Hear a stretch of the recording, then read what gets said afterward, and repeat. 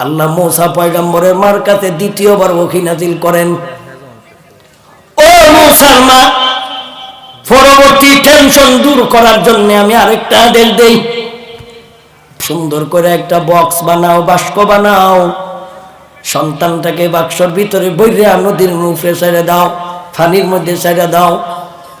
পয়গম্বরের মা সুন্দর করে একটা বাক্স বানাও, নদীর মধ্যে ছেড়ে দিলেন।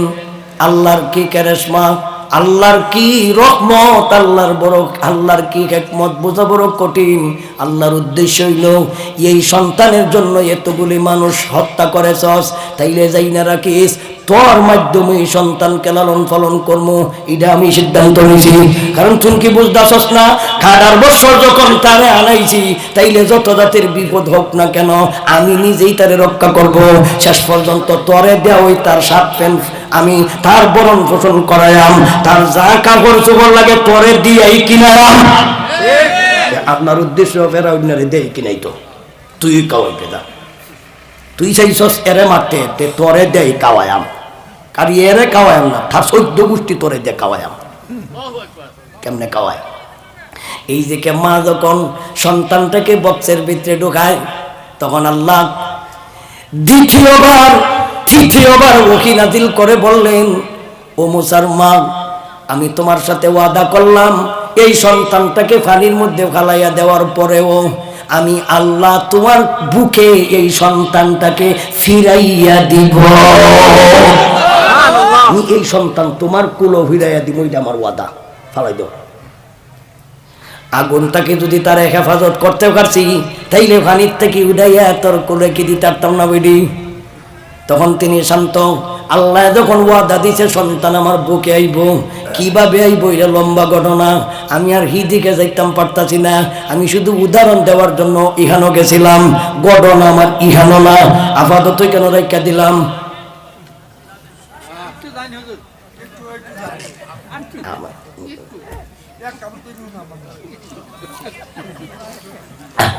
এটা তো আমার ঘটনা, এটা না তো আমার, কিন্তু উদাহরণ দিবার লাগে গেছিলাম যে আইন, মানুষের বানানো আইন কয়েকদিন চলে, ওইটা লেগে গেছিলাম, ওইটা বুঝাইবার লেগে গেছিলাম। হিন তাইলে আমি তো হিন যাওয়ার কথা না। আল্লাহ বলেন, আলাম তারা ইলাল মালাকি বিন বাদি ইসরাঈলা মিন বাদি সা কালু লিনাবিয়্যিন লাহু মুবআথ লানা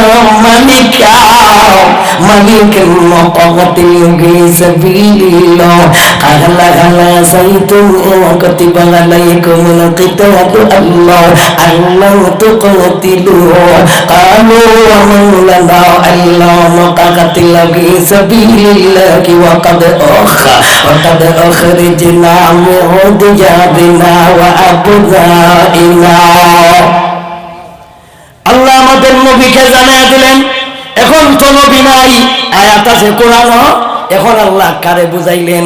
এখন আল্লাহ আমরারে বুঝাইতেছে, ও পৃথিবীর মানুষ, ইমানদারের দল, বনী ইসরাইলের নেতাদের অবস্থা কি তোমাদের জানা নাই? তোমরা কি জানো না? তোমরা তো অবশ্যই জানছ।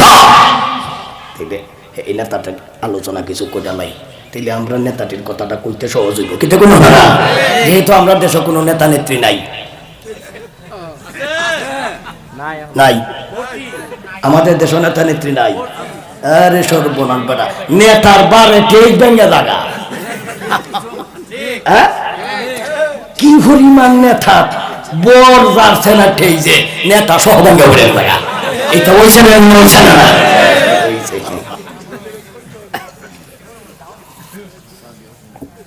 তাইলে আমাদেরটার কথা একটু পরে কই, এই নেতাটির কথাটা আগে কই।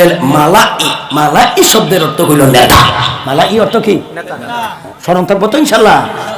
আল্লাহ বলেন, আলাম তারা ইলাল মালাই মিন বানি ইসরাঈল, বানি ইসরাঈলের নেতারা, মিন বাদি মূসা, মূসা পয়গম্বরের পরে, মূসা পয়গম্বরের পরে, মূসা পয়গম্বরের পরে নেতৃত্ব চলে যায় ফাসিক ফুজ্জারদের হাতে। চাইনা রাইকেন আল্লাহ যুগে যুগে নবী পাঠাইলেন, কিন্তু নবী ছিলেন ধার্মিক, কিন্তু রাষ্ট্রপ্রধান ছিল বিধর্মী, রাষ্ট্রপ্রধান ছিল কাফির, রাষ্ট্রপ্রধান ছিল হুজ্জার, রাষ্ট্রপ্রধান ছিল কাফের, রাষ্ট্রপ্রধান ছিল বেঈমান। রাষ্ট্রের নেতা নেত্রী যারা, এরা কিন্তু নামাজ রোজা করতো না, কিন্তু নবী ইনি ছিলেন প্রজা হিসাবে, আর রাষ্ট্র চালাইতো কিন্তু হেরা। এটা বহু আগের থেকে এই নীতি চালু। এই কারণে ইহুদি খ্রিস্টানরা তাদের ধারণা হলো যারা নাকি ধর্মের চর্চা করে এরা রাজনীতি করতে পারতো না, যারা রাজনীতি করে এরা ধর্ম পালন করার মতন সময় হইতো না।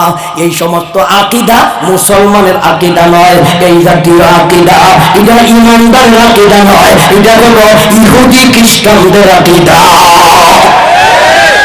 ইহুদি খ্রিস্টানদের চক্রান্ত হলো যারা নামাজ রোজা করে ধর্ম পালন করে এটা ব্যক্তিগতভাবে উনি রাজনীতি করবে কেন, এই জাতীয় চিন্তাধারা বর্তমানে আমাদের কিছু নেতা নেত্রীর ভিতরে ঢুকে গেছে গা। এরাও কয় যারা দেশ চালায় এদের কথা হলো মোল্লা মুন্সি, এরা মসজিদ মাদ্রাসা থাকতো, এরা কেন লাগে রাজনীতি করতো, ধর্মের নামে রাজনীতি চলবে না, রাজনীতিতে ধর্ম ব্যবহার করা যাবে না। বলেন কয় কিনা কয় না? জিজ্ঞাসা করার দরকার। হযরতে ইব্রাহিম নবী রাষ্ট্র চালাইছিলেন, উনি ধার্মিক ছিলেন কিনা? ছিলেন না। হযরতে সুলাইমান আলাইহিস সালাম ওল পৃথিবী পরিচালনা করেছেন, উনি ইমানদার ছিলেন না বেঈমান? উনি কে আলেম ছিলেন না? উনি তো নবী ছিলেন। তাইলে উনি যদি রাষ্ট্র চালাইতে পারলো, তাইলে উনি রাষ্ট্রপ্রধান হইয়া সারা পৃথিবী পরিচালনার দায়িত্ব পাইল, মোল্লা বেড়া হীন গেল কেরে? মোল্লা বেড়া রাষ্ট্রপ্রধান হইল কেরে? মৌলবী রাষ্ট্রপ্রধান হইল কেরে? তাইলে বোঝা যায় মৌলবী যিনি মসজিদ যিনি চালাইতে পারে উনি রাষ্ট্র চালাইতে পারবে, কোনো অসুবিধা হবে না। তুই তো মনে করছস আমরা মসজিদ মাদ্রাসার যোগ্য, আমরা মনে টানা চালাইতে পারতাম না, আমরা মনে জিলা চালাইতে পারতাম না, আমরা মনে রাষ্ট্র চালাইতে পারতাম না। এই জাতীয় মন মস্তিষ্ক এটা মুসলমানের না, এই জাতীয় মন মস্তিষ্ক ইহুদি খ্রিস্টানের। আজকে বর্তমানেও আমাদেরকে তারা রাজনীতি থেকে আলাদা করতে চায়, ইসলাম ধর্মটাকে, ইসলামটাকে তারা রাজনীতি থেকে আলাদা করতে চায়, রাজনীতিকে ধর্ম থেকে আলাদা কইরা চক্রান্ত করিয়া তারা আলাদা করতে চায়। কেন? ইসলামকে যদি আমরা রাষ্ট্রে নিতে পারি, ইসলামকে যদি আমরা সচিবালয়ে নেই, ইসলামকে যদি আমরা আইন বানাই, আমরা তো ইসলামকে এই ননিলে পাইকারি ভাবে দেশের মাল বিদেশ পাচার করতে পারত না। এই কারণে তারা ইসলামকে তারা সংশোধন নিতে ভয় করে। ইসলামকে সংশোধন নিতে ভয় করে কেন? চুরি হতে পারতো না, তাইলে তাদের ইচ্ছা চুরি হতো, এরার ইচ্ছা কি তা করতো? চুরি করতো।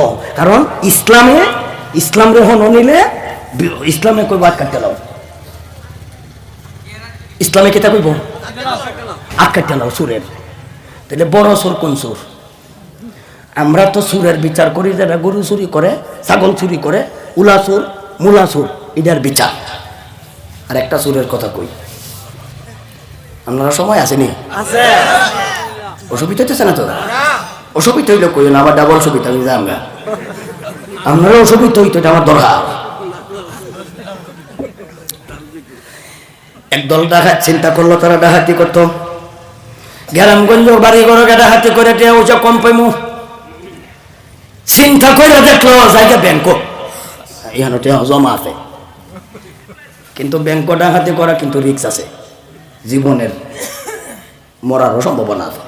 এরপরেও জীবনের রিস্ক নিয়ে গেছে তারা ডাকাতি করতো। যাইয়া যে বাবু হোক নিরাপদে তারা ডাকাতি করে আইসে টিয়া লইয়া বাড়ি তাই বাসা তাইয়া কইতাছে গণ কয় কোটি আনছি। ডাকাইতের সর্দারও গণ লাগতো না, টিভিটা সাইডে বয়ে থাক কিছুক্ষণ পর কিন্তু সাংবাদিকে টিভির মধ্যে সংবাদ দিব আমরা কয় কোটি আনছি। আমরা গণ নাই সময়, অযথা সময় এখন নষ্ট করে লাভ নাই, টিভিটা সার কইয়া দিব ব্যাংকের ম্যানেজারে, এনে গণ্য দিব।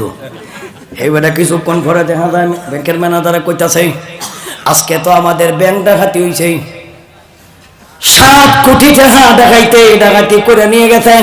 এখন ডাকাইতের সর্দার হন কই কোটি আনছি দিদি এখন কন্যা দেখে 3 কোটি কয় কোটি এইটাই দেখ হিসাবে কইল 7 কোটি আমরা জীবনের রিস্ক নিয়ে আনলাম 3 কোটি আর হিডায় তো শেয়ারও বই আমার জ্বালছে 4 কোটি তাহলে তো আমরা বড় ডাকাত না এটা বড় ডাকাত ডাকাত কোনটা বড় এরা না হিডা এই ব্যাংকের এই ম্যানেজার হইল বড় ডাকাইত এটা শিক্ষিত ডাকাইত আমরা কইলাম মূর্খ ডাকাইত এটা হইল শিক্ষিত ডাকাইত এই সমস্ত ডাকাইতেরা ইসলামকে হীন নিতে চায় না কেন কারণ ইসলামের বিধান হলো আস-সারিকু ওয়াস-সারিকাতু ফাক্তাবু আইদিয়াহুমা সূর এবং সুন্নি যদি ধরা পড়ে তাহলে তাদের হাত কাটাও এখন এরা হিননে তো চায় না কেন এই কারণে তারা ইসলামদের ঘরের ভিতরে বন্দী করতে চায় ইসলামকে মসজিদের ভিতরে তালা মাইরা রাখতে চায় ইসলামে তারা মাদ্রাসার ভিতরে তালা মাইরা রাখতে চায় ইসলাম রানা মৌলবীর ভিতরে